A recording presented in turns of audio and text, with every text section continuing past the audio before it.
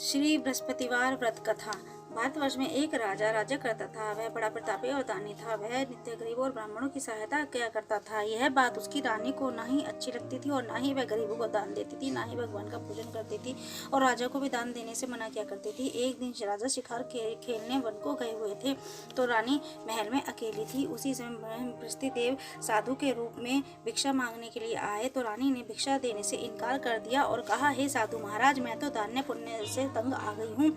मेरा पति सारा धन लुटाता रहता है। मेरी इच्छा है कि धन नष्ट हो जाए, फिर ना बचेगा बांस और ना बजेगी बांसुरी।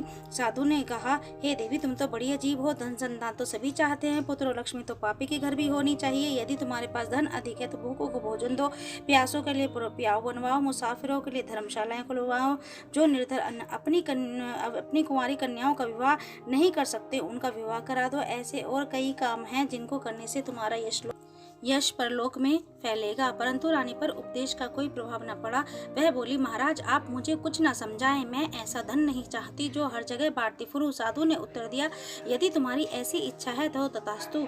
तुम ऐसा करना कि बृहस्पतिवार के दिन घर लीपकर पीली मिट्टी से अपना सर धोकर स्नान करना, भट्टी चढ़ाकर कपड़े धोना। ऐसा करने से आपका सारा धन नष्ट हो जाएगा। इतना कहकर वह साधु महाराज वहां से आलोप हो गए।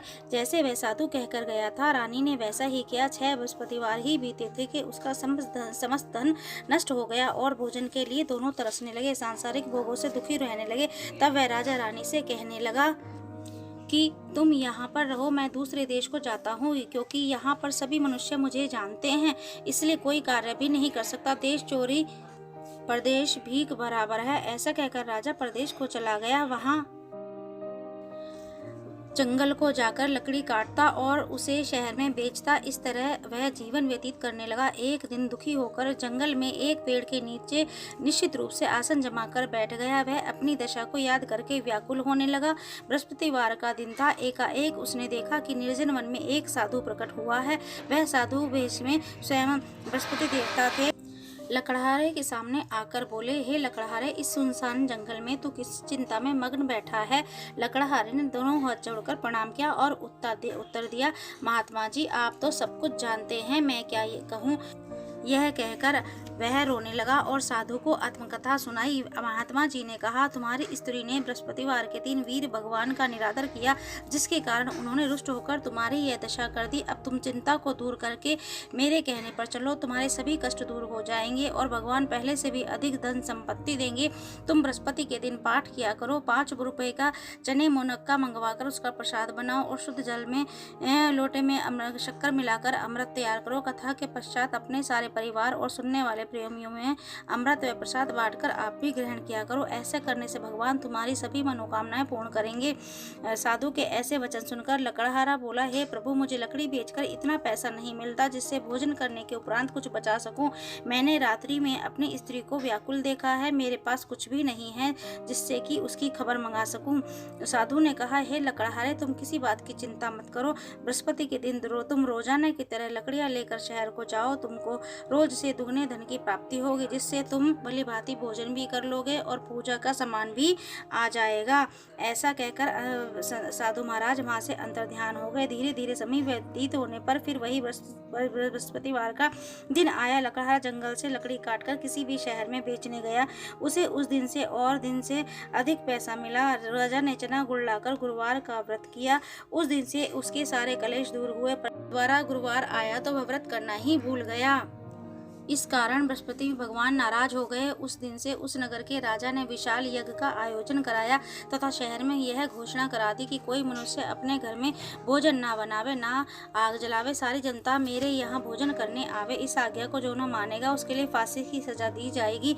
इस तरह की घोषणा सारे नगर में करवा दी गई। राजा की आज्ञा अनुसार शहर के सभी लोग भोजन करने के लिए गए, लेकिन लकड़हारा कुछ देर से पहुंचा तो इसलिए राजा उसको अपने साथ घर ले गए और ले जाकर भोजन करा रहे थे। तो रानी रानी की दृष्टि उस खूंटी पर पड़ी जिस पर उसने अपना हार लटकाया हुआ था। वह वहां पर दिखाई ना दिया तो राजनी ने निश्चय किया कि मेरा हार इस मनुष्य ने चुरा लिया है। उसी समय पुलिस को बुलवाकर उसको जेल खाने में डलवा दिया। जब राजा जेल खाने में पड़ गया तो बहुत दुखी होकर विचार करने लगा कि ना जाने कौन से पूर्व जन्म के कर्म हैं जिसके कारण दुख प्राप्त हुआ है, और उसी साधु को याद करने लगा जो कि जंगल में मिला था। उसी समय तत्काल बृहस्पति देव साधु के रूप में प्रकट होकर उसकी दशा को देखकर कहने लगे, अरे मूर्ख, तूने बृहस्पति देव की कथा नहीं कही जिसके कारण तुझे दुख प्राप्त हुआ है। अब चिंता मत कर, बृहस्पतिवार के दिन तुझे जेल खाने के दरवाजे पर 4 पैसे पड़े मिलेंगे, उनसे तू बृहस्पति देव का पूजा करना और तेरे सभी कष्ट दूर हो जाएंगे। बृहस्पतिवार के रोज उसे 4 पैसे मिले। लकड़हारे ने कथा कही। उसी रात्रि को बृहस्पति देव ने उस नगर के राजा को सपने में कहा, हे राजा, तुमने जिस आदमी को जेल खाने पर बंद कर दिया है वह निर्दोष है, वह राजा है, उसे छोड़ देना। रानी कहा, उसी खूंटी पर लटका है, अगर तू ऐसा नहीं करेगा तो मैं तेरे राज्य को नष्ट कर दूंगा। इस तरह रात्रि के सपने को देखकर राजा प्रातःकाल उठा और खूंटी पर हार टंगा देखकर लकड़हारे को बुलाकर क्षमा मांगी तथा लकड़हारे को योग्य सुंदर वस्त्र आभूषण देकर विदा किया तथा बृहस्पति देव की आज्ञा अनुसार लकड़हारा अपने नगर को चल दिया। राजा जब अपने नगर के निकट पहुंचा तो उसे बड़ा आश्चर्य हुआ। नगर में पहले से अधिक बाग, तालाब, कुएं तथा बहुत सी मंदिर, धर्मशालाएं आदि बन गई हैं। राजा ने पूछा, यह सब बाग और धर्मशाला किसके हैं? तब नगर के सभी लोग कहने लगे, यह सब रानी और बांदी के हैं। तो राजा को आश्चर्य हुआ और गुस्सा भी आया। जब रानी ने खबर सुनी कि राजा आ रहे हैं तो उसने बांदी से कहा कि हे दासी, देख राजा हमको कितनी बुरी हालत में छोड़ गए थे, हमारी ऐसी हालत देखकर वह लौट न जाएं, इसलिए तू दरवाजे पर खड़ी हो जा। आज्ञा अनुसार दासी दरवाजे पर खड़ी हो गई। राजा आए तो उनको अपने साथ लेवा लाई। तब उन्होंने कहा कि यह सब धन तुम्हें कैसे प्राप्त हुआ है? तो उन्होंने कहा, यह सब धन हमें बृहस्पति देव के व्रत के प्रभाव से प्राप्त हुआ है। राजा ने निश्चय किया कि 7 रोज बाद तो सभी बृहस्पति देव का पूजन करते हैं, परंतु रोजाना दिन में 3 बार कहा निकाह करूंगा तथा रोज व्रत कर करूंगा। अब हर समय राजा के दुपट्टे में चने की दाल बंधी रहती तथा दिन में 3 बार कहानी कहा करता था। एक रोज राजा ने निश्चय किया कि चलो अपनी बहन के घर हुआ में। इस तरह निश्चय करके घोड़े पर सवार होकर अपनी बहन को यहाँ को जाने लगा। मार्ग में उसने देखा कि कुछ आदमी मुर्दे को लिए जा रहे हैं। उन्हें रोककर राजा कहने लगा, अरे भाइयों, मेरी बृहस्पतिवार की कथा सुन लो। तो वो बोले, हमारा तो आदमी मर गया है, उसको अपनी कथा की पड़ी है। परंतु कुछ आदमी बोले, अच्छा कहो, हम तुम्हारी कथा भी सुनेंगे। राजा ने दाल निकाली तो और कथा जब आधी हुई तो मुर्दा हिलने लगा, और जब कथा समाप्त हुई तो राम राम कह के मनुष्य खड़ा हो गया। और आगे मार्ग में उसने किसान खेत में हल चलाता मिला। किसान से वह राजा बोला कि मेरी भैया तुम कथा सुन लो।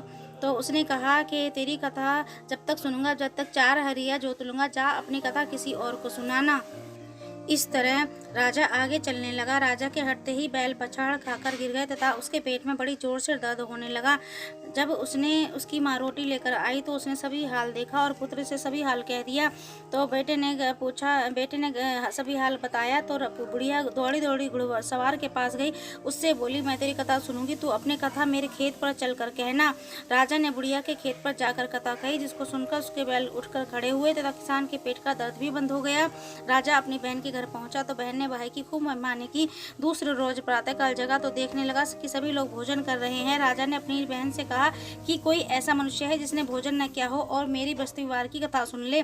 बहन बोली, हे भैया, यहाँ देश सही है, यहाँ पहले भोजन करते बाद में कोई दूसरा काम करते हैं, अगर कोई पड़ोस में हो तो दिखाती हूँ। ऐसा कहकर वह देखने चली गई, परंतु उसे कोई व्यक्ति न मिला जिससे कि भोजन न किया हो। अतः वह एक कुम्हार के घर गई जिसका लड़का बीमार था।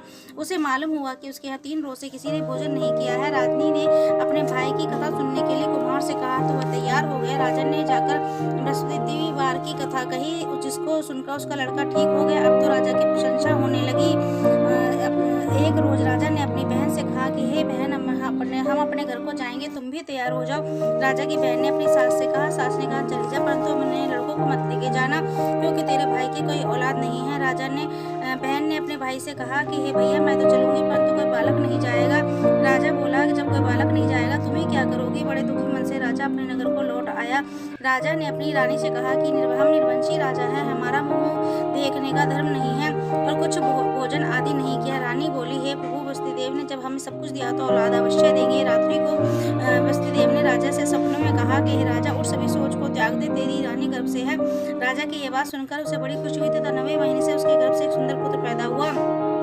तब राजा बोला, हे रानी, स्त्री बिना उससे कुछ कहना मत। रानी ने सुनकर हाँ कर दिया। जब राजा की बहन ने शुभ समाचार सुना तो वह बहुत खुश हुई तथा बधाई लेकर अपने भाई के यहाँ आई। तभी रानी ने कहा कि घोड़ा चढ़कर तो नहीं आई, गधा चढ़ी आई। राजा की बहन बोली, भाभी मैं इस प्रकार न कहती, तुम्हें औलाद कैसे मिलती? भगवान विष्णुदेव ऐसे ही हैं, जिसकी मन में जो कामनाएं हैं सभी को पूर्ण करते हैं। जो सद्भावना पूर्वक पृथ्वी वार का व्रत करता है और कथा पढ़ता है अथवा सुनता है, विष्णुदेव उसकी सदैव मनोकामना पूर्ण करते हैं। जैसे भगवान विष्णुदेव उसकी सदैव रक्षा करते हैं। संसार में सद्भावना से भगवान जी का पूजन व्रत सच्चे हृदय से मनन करते हुए जयकारा बोलना चाहिए। विष्णुदेव भगवान की जय, विष्णु भगवान की जय।